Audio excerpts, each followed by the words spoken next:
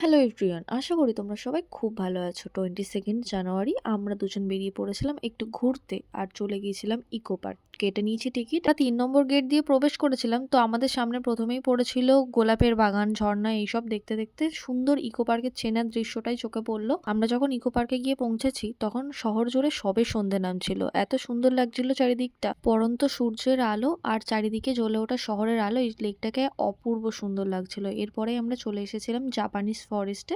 এখানে ঢুকেই সুন্দর একটা বুদ্ধ মূর্তি আছে, যারা গিয়েছো তারা জানো। যাদের যাওয়া হয়ে ওঠেনি এখনো, তারা চটপট ঘুরে আসতে পারো। খুব সুন্দর একটা জায়গা। সকালে হয়তো এটা দেখতে অন্যরকম লাগে, আর রাতেও খুব সুন্দর দেখতে লাগে। এরপর জাপানিজ ফরেস্ট থেকে বেরিয়ে নিয়ে নিয়েছিলাম দুজনের জন্য দুটো চা, কারণ প্রচন্ড ঠান্ডা লাগছে। এরপর চা খাওয়া আর আমাদের ঘোরা শেষ করে আমরা বেরিয়ে পড়েছি বাড়ি ফেরার উদ্দেশ্যে। বাড়ি ফেরার আগে অবশ্যই ডিনার করব, আর ডিনার সারার জন্য আমরা চলে এসেছি আজাদ হিন্দ ধাবাতে। আজাদ হিন্দের মধ্যে আমরা চলে এসেছি, আর যেহেতু বেশি ভিড় ছিল না, তো আমাদের খাবারের জন্য বেশি অপেক্ষা করতে হয়নি। আমরা এসে চটপট অর্ডার দিয়ে ফেলেছিলাম half Afghani murgh, chicken masala with tandoori roti আর বাটার নান। প্রথম আমরা ট্রাই করে নিয়েছিলাম হাফ আফগানি মোর্গটা, যেটা খেতে খুবই ভালো ছিল। এর সাথে যে চাটনিটা দিয়েছিল সেটাও খুব ভালো খেতে ছিল। তো কাবাবের সাথে ট্রাই করার জন্য যেটা দিয়েছিল সেটাকে তো আমি আমার ভাষায় চাটনি বলি, অন্য কেউ কিছু বলে কিনা আমি জানি না। এরপরে ট্রাই করছিলাম চিকেন মশালা উইথ তন্দুরি রুটি, যেটা আমি ট্রাই করেছিলাম।